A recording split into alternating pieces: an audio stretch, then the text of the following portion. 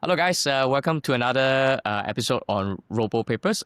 Super glad today to have Shaofeng and Yanjie joining us today. They are two of the co-authors of this paper called VisualMimic, Visual Humanoid Loco-Manipulation via Motion Tracking and Generation. Thank you so much for making the time. Maybe Shaofeng, you can start introducing yourself first, and then Yanjie. Okay. Hi, everyone. I'm Shaofeng, and very excited to be here. It's my first time to be here. Really honored. I'm a final year student, final year undergraduate student at Tsinghua University. In the summer, I have the opportunity to come to Stanford and work with the amazing team. We have come up this VisualMimic, this work, and very excited to share with you guys. Yeah, that's all. Yeah. Hi, everyone. And I'm Yanjie Ze, currently the second year PhD student at Stanford, also working on human robot and advised by Professor Jiajun Wu and Karen Liu. Yeah. Thank you for inviting me. Yep. Well, thanks for coming on again, Yanjie, for the third time. Okay, cool. Maybe Shaofeng, yeah, we can dive in if you can share. Okay. So in this work, we have a project goal of develop a general simple visual whole body control framework for robust human manipulation. Here is some videos of it pushing box, and another video of it pushing box again, but the different thing, and you can see the floor is different. I'm just curious, like, is there anything in the box? No, it's an empty box. Empty box. Okay, got it. And after robots kicking football. And another video of it kicking box. Looks like a very disgruntled like a worker. So I'm just but still very cool, very cool. Okay.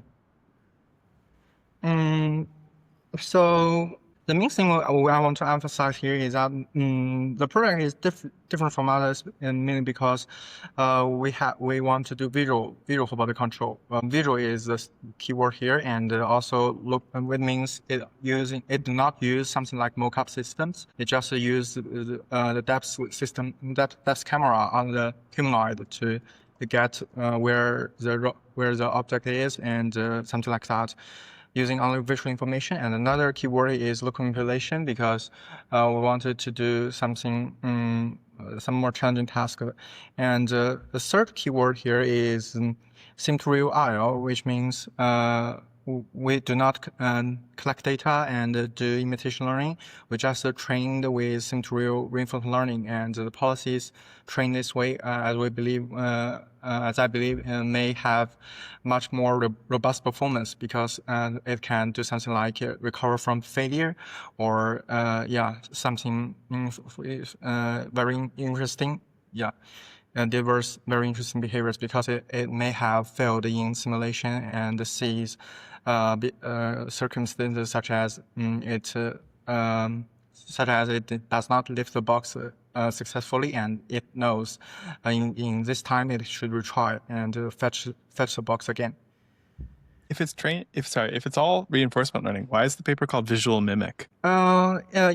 Very, very interesting and good question. It has two parts, one corresponding to visual and another corresponding to mimic. And it is a key design of ours. Basically, we have a high-level policy and a tracking policy. And for high policy, it takes into visual information, and then it leads the tracking policy to do something useful. And for tracking policy, that's where visual mimic comes in. The tracking policy is trained by mimicking human motions. It actually has it is freeze during high-level training, and the human motions actually provide something very useful for the tasks actuating, because with this low-level policy, we can train we can get the humanoid moves much like the human. This for high-level part we have visual, and for low-level part we have mimic, and then come together it is visual mimic. Yeah, maybe if you can backtrack a bit to your supposedly next slide. I think you okay. If you can continue the motivation. Here are some comparison with some existing work. First, it is not designed for specific tasks, but just for locomotion, and we want it to be general. For general here, we mean that we can add new tasks easily, and we believe we did this because we want to add a new task, we just need to define the object in this thing, and then we set some reward functions, and it is on done.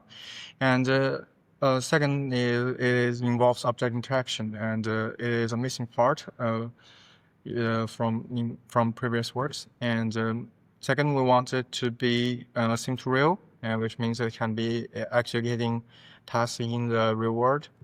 And there is some comparison to training methods. First, we do not require task-specific human motions, which means if we want the robots to push box, we do not need to collect the motions of humans pushing the box. And also, we do not involve very complex reward design. Our reward functions are basically, we have, as I have specified in papers, basically just 4 or 5 kinds of rewards, and all tasks can be solved with these kind of rewards, like pushing a forward reward or reaching reward, and force reward or something like that. Is quite easy to add a new task, and it is also quite easy to adapt because we do not need to train everything from scratch.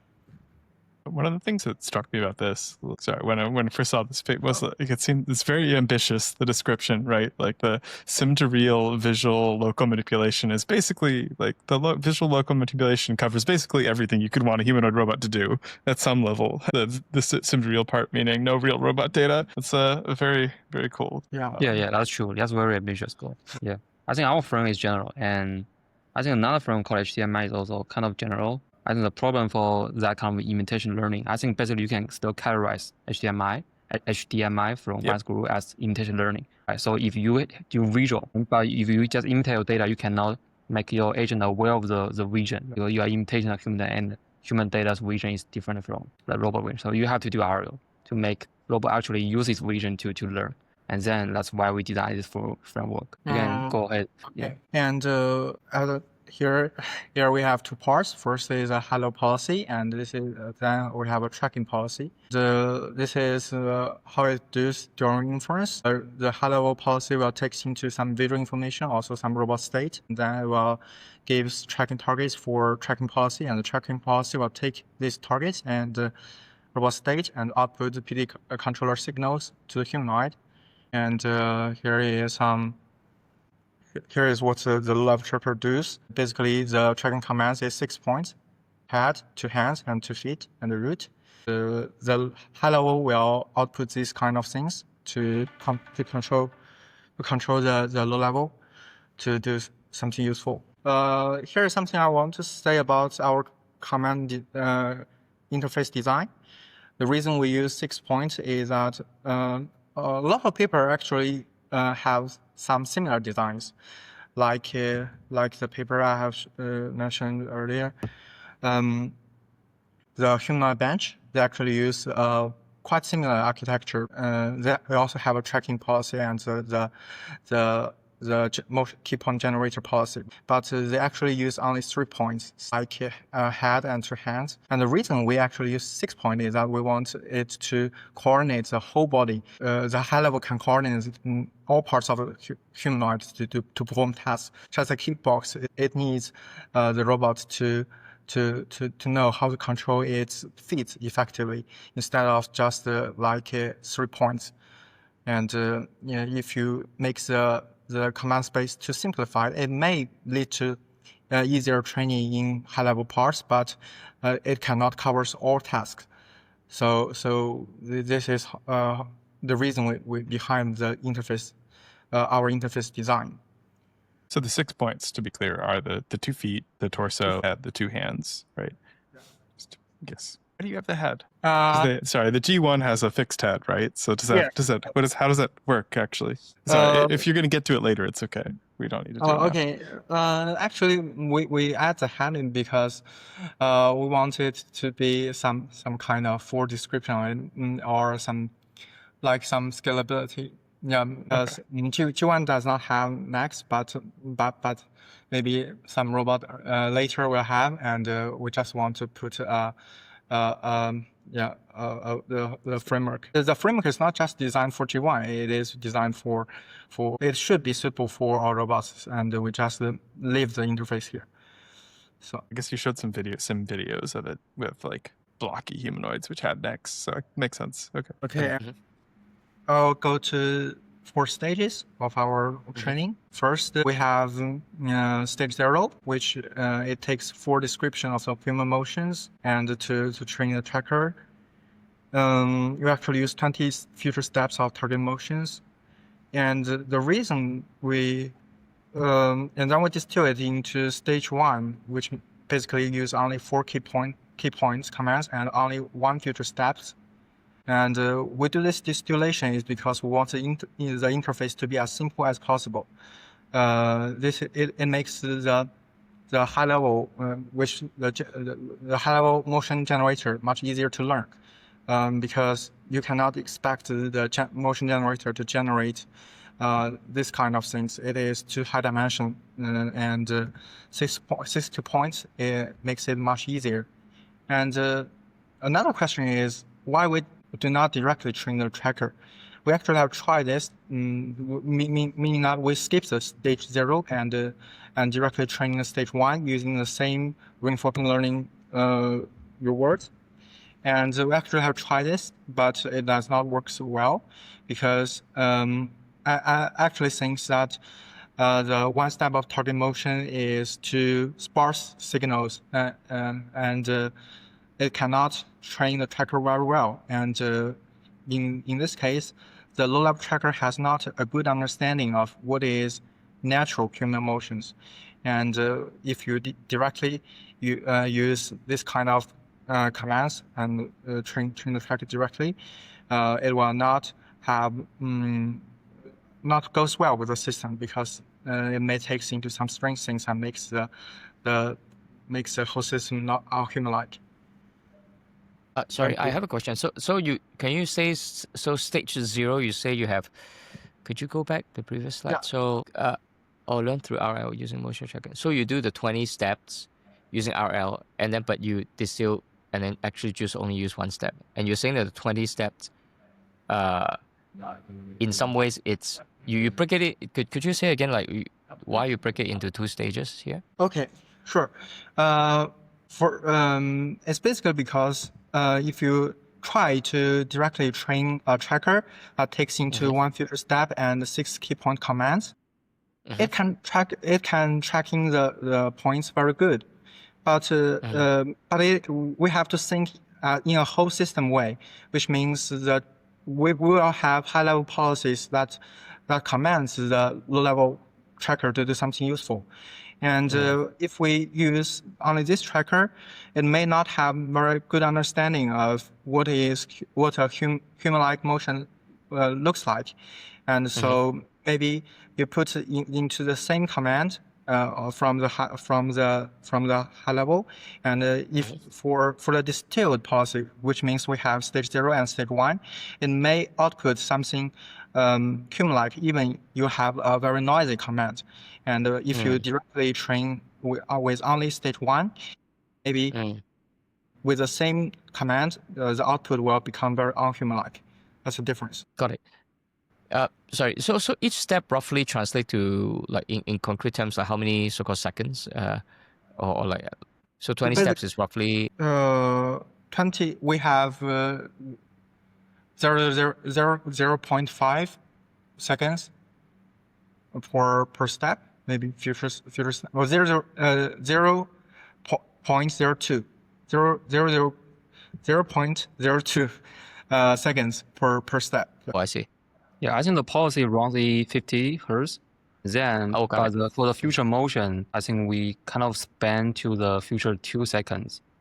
But we are not using all the future. We are kind of have some sparse sampling. I think it's similar to what we use in Twist. Okay. Yeah, and I think the reason here we have 2 stages, Shaofeng say. So there are several different choices, right? So for low-level controller, you can only have our stage 0. That means basically the motion tracker. But that means your high-level need to output a large dimension, very large dimension. So that's hard to learn. So that's one thing. Second choice, you can just learn a second stage, like just a key point tracker. You can also do that. so that high level easier to learn. But if without the first like distillation stage, and then your like key point tracker is not that human like. So because it just learn with the key point tracking, it doesn't learn from human motion. So that's why we have a first like expert motion tracker and then like student key point tracker. Okay, cool, makes sense. Well, thank you. Then we have some key point generator to do task-specific tasks. We take into task-specific input such as target point position and take into robot state and ask the key point generator to output a command for the level. And this part is learning with reinforcement learning using task-specific rewards, such as for this task, it is makes the hand closer to the target point, and just an EXP reward, something like that. And after that, we distilled into a visual policy using a depth image and partial robot state, and the robot state for stage 3 and for stage 2 and stage 3 is different. For stage 3, because we wanted it to be deployable, so we just use something that can get easily on board from the humanoid. And for stage 2, we wanted because it just we will not deploy it in the reward, so we just give it as much information as to make it learn much more smooth, much more easier, to make it learn much more easier. So what's so for this task, this is reaching the center of a sphere. How does the task specified? Because is that sphere an object that you can see with the depth camera? Actually, to stage 3. Yeah. It's just a simulation task because not a reward task. For reward task, I show just push the box or something like that. So a real world task would always be visually determined. Like you'd always be able to see what you're doing, basically. That's the idea. Okay. Did you need to do any data augmentation or anything to get the depth transfer to work? Yeah, exactly. We actually find that if we use a very clean depth during the training stage and then ask the policy to directly put it directly on the human, the robot will just go mad because the depth image in the real world is so noisy. And to make it transferable, we actually add some masking. Basically, we mask out. We send some part of the depth image to be 0 or to 1, to make it look similar to what we have got from the real world camera, and that's what we have to. And it is actually very surprising because we have to add a very large amount of masking. Actually, I can show you the video of what is a visual image looks like in the real world, and we can find that it is very unstable, and to make it really work, we have to add this kind of heavy masking. Yeah, I was curious because like the depth sensors in the real world always look very, very dissimilar from Isaac. So it's a challenging problem to get this right. Yeah, but actually it's also surprising that it's not that large gap because we wasn't can that hard. do the work. Yeah. Okay, great. Yeah, there's gap, but if we add proper like realization, it still can be done right. So it's also surprising. Yeah. So like vision-based sim to real is not that hard. With depth. Yeah. What's also? I guess we're going to see that. So this is what it looks like in the. Oh, that actually isn't that big of a gap. Is this really a real sense on this? It's actually much cleaner than I feel like. Yes, it's real sense. It's real sense. Okay. Oh, there. That's what I was expecting. Yeah. Okay. Yeah, see that is very noisy. Yeah, very noisy. Yes. So the other thing that I was going to ask about, separate from this, was so you say that at stage 2 you were using the full proprioception, and then at stage 3 you're using partial proprioception. Could you explain that? Like, what's the difference there? Sure. For stage 2, we have something like contact force and something like that. Contact force. And it is actually some kind of, but actually not like contact between human and the object, just the human and the floor, just making it more stable and make not get some too mad motions, something like that. So why not include the contact to the object? Just not necessary. I think I have not tried to add it actually. Okay, so just not necessary then. That's fair. Yeah. Yeah, I think that's a good Yeah. point. Maybe it should be helpful. I think it should be helpful. And here are some more tasks where we can do, like the phone part, like pushing box, kicking box, dribbling ball, and lifting box.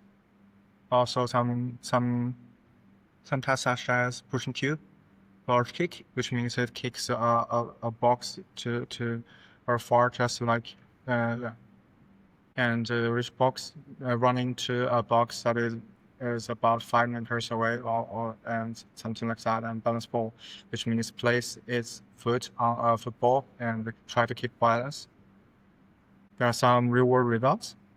Do you have the balancing on the ball in the real world? That's a very cool task, actually. I like that. Yeah, well, and we actually did not try it in the real world, but Okay. yeah, it was very entertaining to see, actually. Yeah, exactly. Yeah, I think the main reason is that for our policy is still kind of too crazy to deploy in the world, and though we use the low level to alleviate that problem to have a motion realization, but it's still quite crazy. You can see tell from the video. Do you think that if it didn't have the gantry, it would do better with it? Like it'd be able to continue with the ball dribbling example, or do you think it would have fallen there? I think it's just for adding gantry is just to be more safe, actually, because Okay. our policy is very crazy, and if you do not have a gantry and it fell down, and then it will try to stand up and do something very crazy and very hard to control. Yeah. So if you're listening to this later, like the because this is a podcast, of course, right? Like, so we're looking at a video and there's a robot that's sprinting across the floor, chasing a soccer ball, right? So it's a very dynamic video, but then at the end it kind of hits the edge of the gantry, it's like safety gantry, and then kind of tumbles. So I was wondering if the failure was just like if it would have just kept going basically without the gantry. But, Yes, okay. yes. I think they can keep Okay, man. Yeah. ideally, yes. And Gotta with train with the gantry next large time, enough I room. guess. We do not have a large room, so yeah, you always hit the wall, hit something. But in this case, like, what will it do once let's say in this case you're trying to dribble the ball, but once the ball is like not within view, does it just stop? We have actually had one of these kind of things. It is unpredictable actually, because in simulation it had not something like that. And we actually have once in our experiment that the ball is gone out of view, and the robot actually just stopped it from the video. Actually, it's just a video like this, and after some time it fell down, and so we did not put it on the website. Got it. Yeah. Okay. Cool. But still extremely cool, man. But yeah, maybe if you can go back to the slides. I think you were still halfway going through. Okay, can see it now. There's some more results, like there's some earlier results, such as far reach, and it can move backward. It is just some. These two videos are just the stage 2 policies, which means no, not visual policies, and these policies are visual policies. Okay, and I want to continue with the papers, so to show some ablation results. That's great. Okay, this is a figure showing what if we have do with just the stage 1 low-level policy, and if it goes in with our method, like we have stage 0 and display stage 1, its motion will be much more like. And if without teacher student, meaning just the train tracker with only stage 1, and it will comes with this kind of motions. So without the tracker means, sorry, just stage 1, meaning there's no higher level, so this is just replaying a trajectory, or could you explain that a little bit more? It is just the problem we just discussed earlier. For low levels, we currently have stage 0 and stage 1, and for stage 0, it is tracking the form of And for stage 1, it is distilled into key points. And this is what we actually are doing. And it outputs the results in the first row. And if we do not do the teacher motion tracking, which means just let it tracking key points and not distilled, and it will output something like this with the same high-level rewards. So basically, so what's happening here is at the top one you get a human-like motion, and the other one you have the robot moving around. So you're saying that this is with the box kicking high-level policy, but without the student teacher. So meaning that basically that the RL reward function that you're using at the high level is just under specifying it's just not giving you the right behavior, and that the rest of the student teacher low level training gives more of a constraint. Am I understanding that right? I'm trying to. The reward we use actually defines how we think the task is successful. Right. But you have to kick the box forward, but it does not tell the robot how we want it to be to reach that target. It tells the robot the target, but not how it should do to do the target. And so for this kind of things, it is actually doing the task well, but it's not very human-like. It's not it did not do it in a natural way. Gotcha. Yeah, that makes sense. So it is actually one way why we actually need to do it in a hierarchical framework, because we just want a high level to solve the problem of of getting the target right, but how it gets the target right. And the low level will handle how to make it more human-like or something like that. Yeah, I think we have some other application study and also some, reward design, some technical detail. Also have. Yeah, we don't need to get stuck on this thing. Yeah, it's very interesting. Yeah. You don't need to post every time. Okay. Here is what we do for masking, and just a figure to show how we do it. And I think the website will be a better place. Here is what we do if we use only 3 key points as interface. It actually fails for the balance board tasks. Sorry, madam, I think my computer has issued. I actually think that I have missed something here, and here I should dive into more details because it's one of the key design. To make the high-level communicate with the low-level better, we actually do something like clipping action space. We make the key point command to be clipped to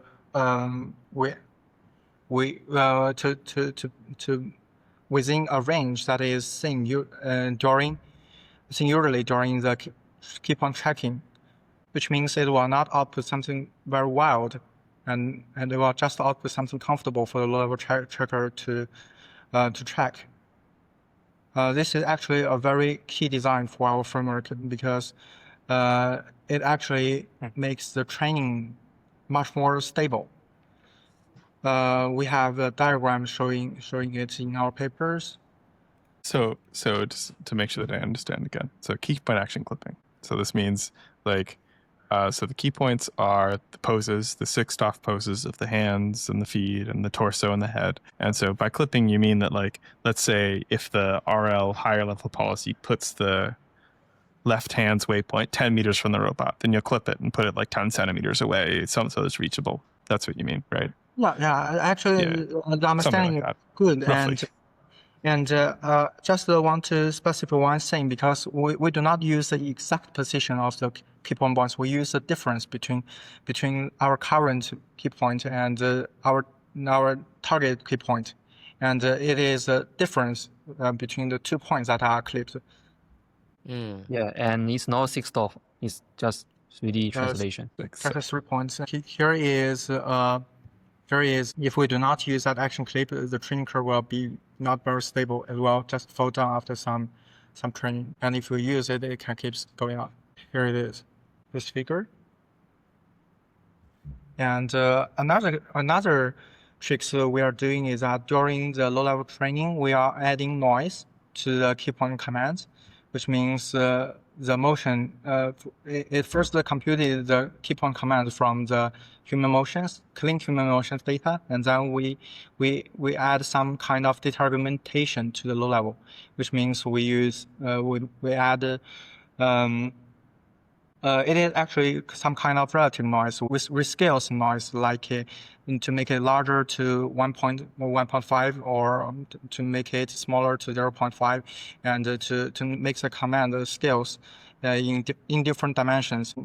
It makes the low level much more robust to the kind of noise, and which turns out to make the system much more easier to learn. And this is the ablation figure for this technique.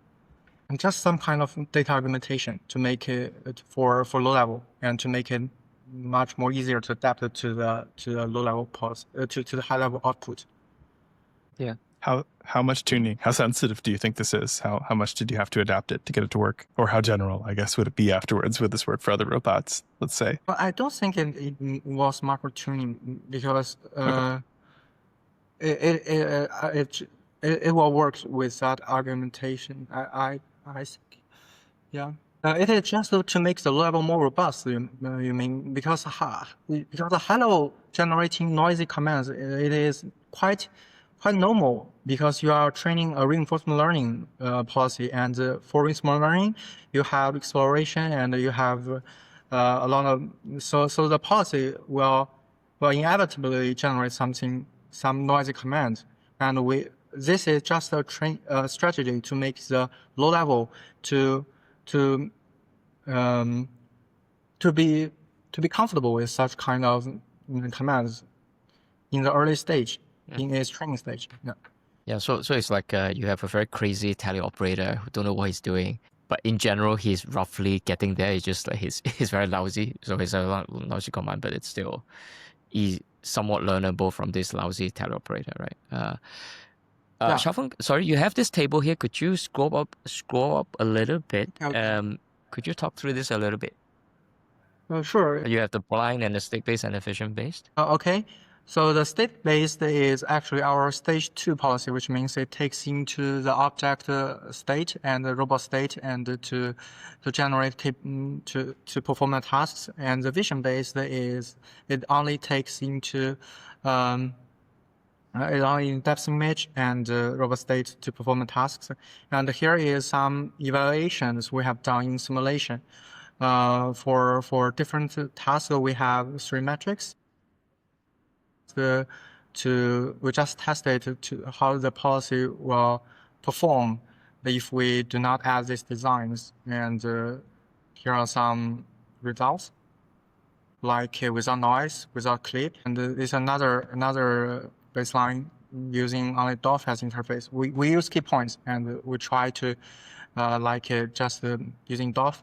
3 DOF and as interface and how it will perform. The local frame checker is another strategy we use because we use global frame when training the checker. For blind, we want to test it with visual IL, which means do not use first train a state base and then distill it into a vision base. Directly using visual IL, and the results is shown here. And another is blind, which means the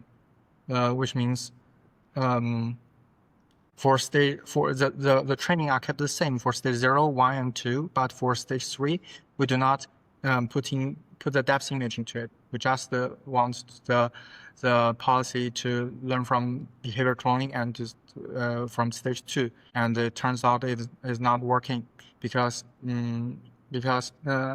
objects are moving, and some of the objects are very dynamic, such as football, and you cannot expect a blind policy to do well for this kind of test. Yeah, I guess a visual RL is basically as bad as blind, basically. Maybe because it is not training with enough steps. We have the same training steps for this, and I think the performance will get better if we train it longer. Yeah, pretty significant jump from vision to state base. Yeah. Push. After distillation, the vision-based I think is getting worse. much worse actually. But I think there is some room to improve here, meaning how we can get the distillation from state-based to vision-based better. And for this work, we just use Dagger and the easiest approach, and it is still working. But still some room for improvement here. Yeah, maybe I see this limitations section. Maybe you can talk about a little bit about like what are the limitations so far with this technique. Okay, sure. First, as Yanjie has said before, our current policies is still a little bit crazy. Meaning you have to be very experienced to deploy these policies. We do not expect people with not experience can deploy this policy very safely because our policies are generally a little bit crazy. And another is that when you say crazy, do you mean the high level policy is too exploratory? Is this what you mean by crazy? So you try to attempt some.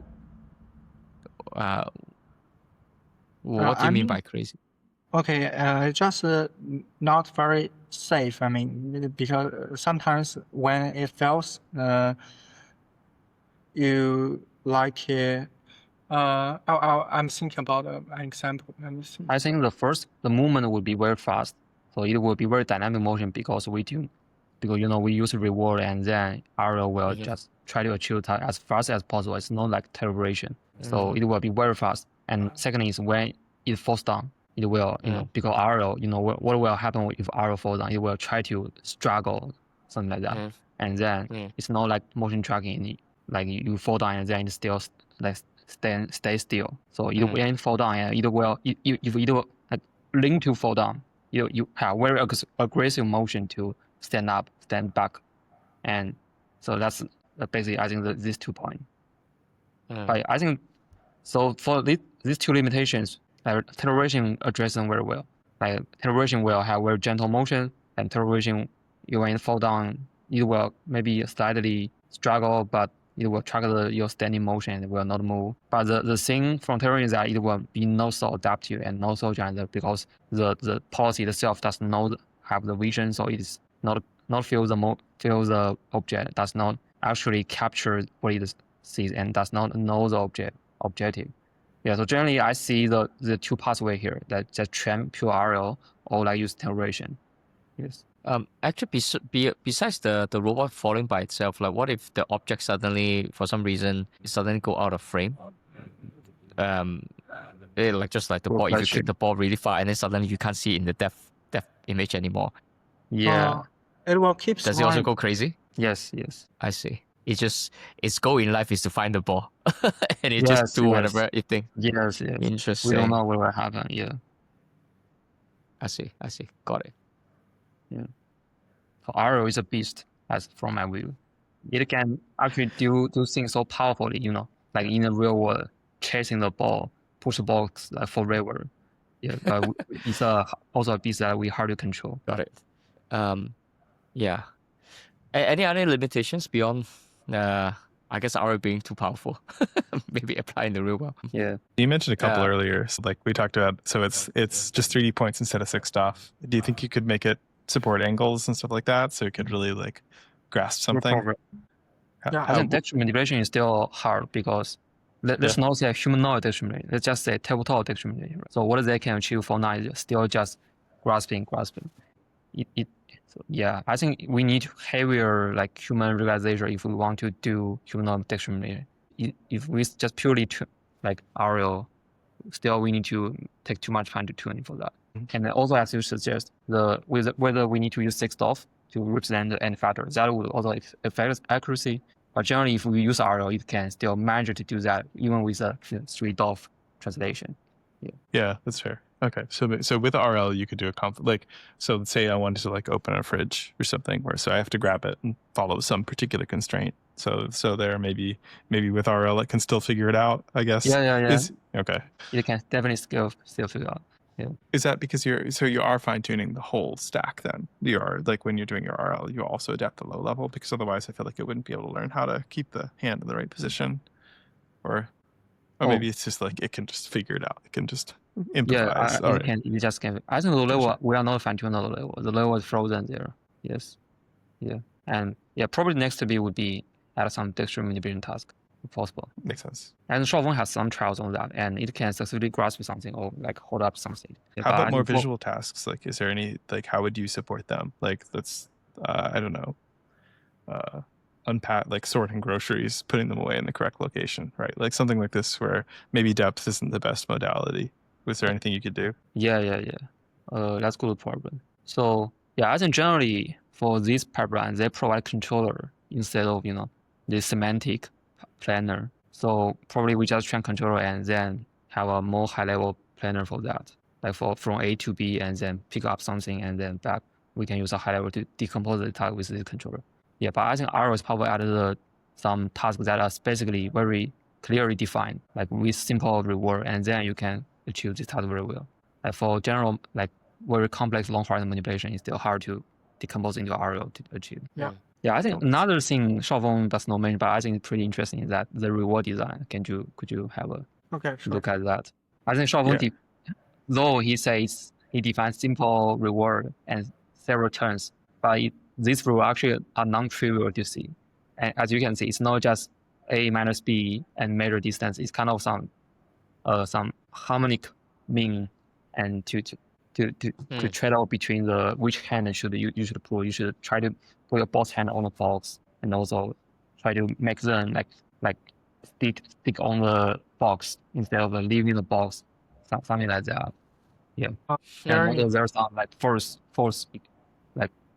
like insert, right? Try to make the force about some threshold so that the robot is actually pushing the object. Yeah, but I think generally this pipeline simplifies the regularization tuning. So that means we do not tune the behavior. It's just like a human. But we need to still tune for the objective. Can you scroll down this? Look at the object. What is the reward for that? Just got it. Yeah, I guess that's why once the object is not in view, we probably have no idea what to do. This is assuming there's the object there, right? Okay. Yeah. Here is It's also some other parts that is specific for each task. It is the termination. The termination part is also involves some designs. For example, when the ball just got out of the view, I just terminate the episode, and it is maybe another reason why behind that behavior. And so when you say, just now you mentioned something about clipping, is it literally just an arbitrary threshold beyond, certain distance, and then you just clip it? How do you decide on the clipping? But just if the distance between the humanoid and the ball is too far, it will just be clipped, terminate the episode early. So that's an arbitrary number that you just put in, right? Is it? Yeah, exactly. I think there is something to improve here. Maybe just use the view. To decide if the ball is in a view or not. That is another way to do it. But we just use a most simplified way. Just set a number, and if it goes out of the range, let's have terminate. Yeah, good point. I think that's why when it's out of view, it will go crazy. It always out of distribution. It does not see because we cut that. I guess well, I'm a huge football fan, by the way, so I like it's very, very cool to see this. Like I think this is probably the first one I've seen, like a humanoid like try to literally quite dynamically dribble or like at least kick a football. I'm just wondering, like what are the missing ingredients towards like having a humanoid like 11 on 11 play football? I suppose we need a lot of active vision. I guess a couple of the question earlier, the reason why I'm asking, I'm just thinking, okay, if the ball is not in view, a normal human footballer would know how to position your view so that at least the ball is in view, and then you can do, I think it's roughly maybe what you guys are doing here. So maybe there's a search thing that's not here yet. But still, like, even if the thing is in view, I guess maybe it's your clipping idea. I mean, if the ball is too far away, you don't necessarily just go run there, right? You take into account what are the other maybe humanoids in your team and versus the other team. Yeah, and I'm thinking maybe it's in a way playing football actually has a lot of really dexterous manipulation, if you will, like touching the ball, like so things Yeah. like that. So I think to Chris' point is beyond certain point, even just kicking the ball, if you want to kick it well, you want to kick it with swerve, it's that the split second of that the touch and the exact angle actually matters a lot, even that for a ball. So all those things, We just but I make think the it's upper already level. quite sorry. Those are good. No, it makes I the was- upper level RL problem much harder too, though. If you have to do that, because then you've got more things to search over. It actually explodes the problem quite a bit. But I think it's an interesting thing to think about. Sorry, Michael. Yeah, for sure. But I was gonna say you are in a way very constrained with a robot that don't have what do you call that, they don't have any actuated neck, right? So the only way to see is to move the entire body to see something, or Right. bend the whole body to see something. Gotta get that So I'm- Unity H2. Gotta upgrade. get the tooth off, but it's already it's well, I think what was a bit surprising to me, because the real sense, it's the view of view is quite small, right? But I Yes. suppose your task it's still relatively big boxes, so by and large it's still in view. And then once it's in view, because you all do the masking, so it still can do it actually, even though it's like you said, in the real sense it's very noisy, but I think it's able to overcome that. Yeah. I think in the end, acting vision, actually the neck degree frame is very useful and very necessary. I think it's a must to have for humanoid robot. Yeah, actually stay tuned for our recent work. We have designed something like that. Okay. Yeah. Okay, looking forward to that. Yeah. Every time we talk to you, it's always stay tuned for the. Yeah. Okay. Stay tuned. Yeah. Is enough paper. Yeah. All right. Cool. Yeah, this is very cool, man. I kind of feel that this is kind of the natural next step for this, let's say humanoid research. Maybe locomotion is a lot of progress. I won't say maybe fully solved, but then now you can start to do local manipulation where you have actual object interaction. So it's great to see this.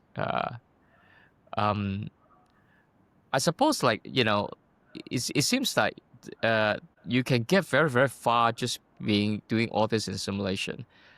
How much do you think will other types of data, let's say teleop or maybe just egocentric video collected from humans, like smart glasses and whatnot, like how much would those still be needed, even in this very very very heavy RL kind of workflow? Do you guys have a sense? From my viewpoint, I think human videos are a very good source, and I think will mainly contribute to the high-level planning part. I think what we have done here is showing some kind of how to train a very robust low-level policy to do things to do very small things, and we need build upon this. We will have some planning parts that can use what you have said to decompose the task and ask the human to perform all the tasks. And this paper is mainly for low level to do autonomic tasks, and so maybe RL is enough and the best things to do it, because RL has many good properties like recover from failures or something like that. You can expect that imitation learning will not be very robust for this autonomic skills from my viewpoint.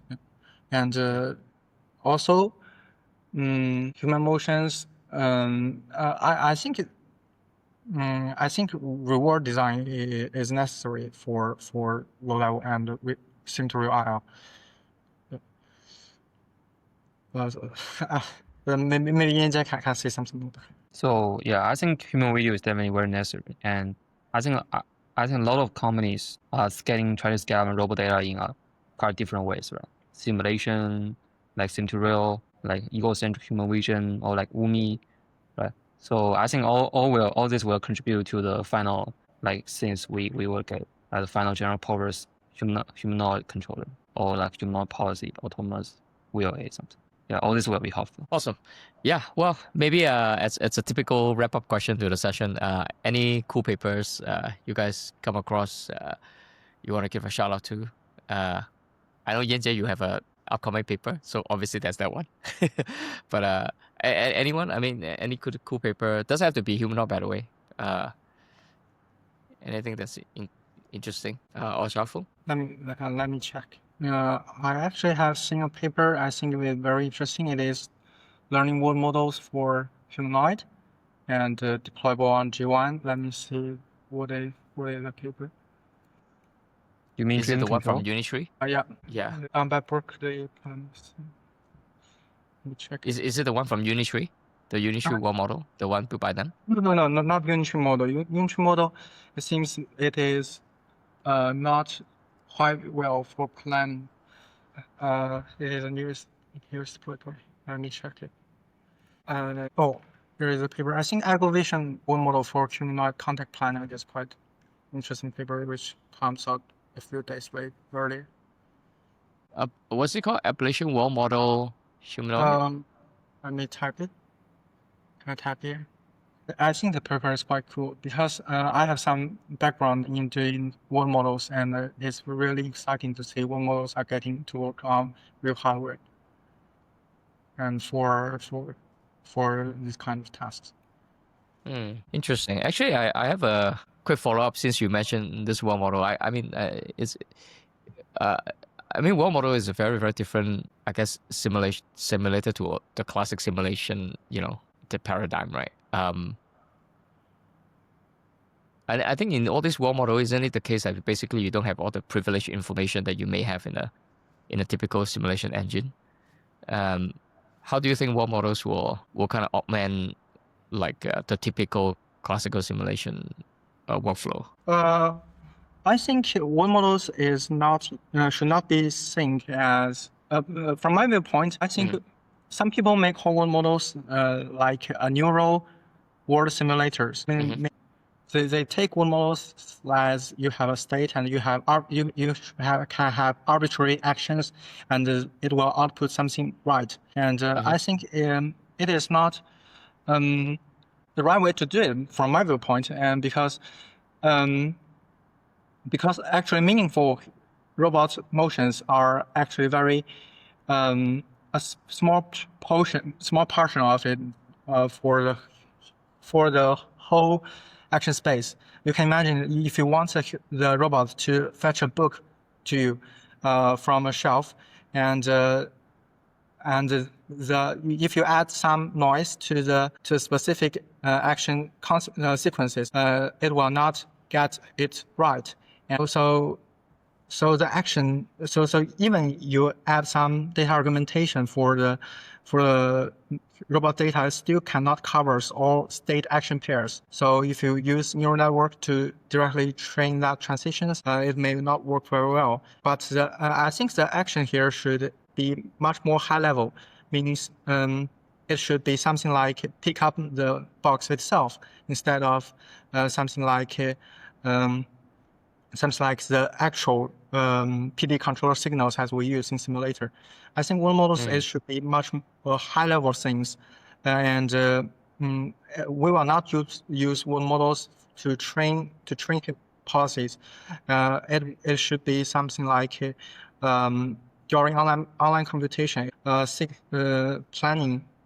It should be involved in the planning part and make it really adapted to the environment. That's my own opinion, my own thinking of world models, because I think currently world models are mainly the action definition of world models are too low level. It is doing something just like simulators. It does not make human world models really different things in the system, and I think is not the right way. I think world models it should be mainly serves for the high-level part. As I have said, we have maybe some low-level skills trained with just like VisualMimic, and we have a new task, and the planner will decompose the task, and I think this is where world models will come into usage. And the action here should be something more high level. That's my viewpoint. That's a great answer. Just for those listening, the paper Shaofeng just mentioned is called Eco Vision World Model for Humanoid Contact Planning. I'm just eyeballing it now. Right, it looks like a cool paper. I'll try to read it after this. Yeah, thanks for Okay. pointing us to that. Cool. Yeah, we'll probably invite them. Okay, cool. Yanjie, I don't know, like any paper. I know you want to give a shout I out think to? last time I Yeah. just the paper, and I think recently I don't see too since it's just last week. Yeah. Okay. Cool. Right. That's fine. Okay. Well. Anyway, thank you so much, guys, for making the time. I think this was really cool. Like I said, I think it's really cool to see the research taking the next step. I would say doing not just locomotion but local manipulation. So Plus yeah, vision. definitely. Like it's a really Yeah, nice combination. Very great. Cool stuff. Yeah. Please do more, like, humanoid kicking football. Like I love Oh, that. That is super cool, man. Yeah, I can't wait for the day where I can play against some humanoid on the field. We will try. I'll tackle that bugger down. Anyway, okay. Well, till the next time. Thank you so much. Thank you. Thank you. Thank All you, right. guys. All right.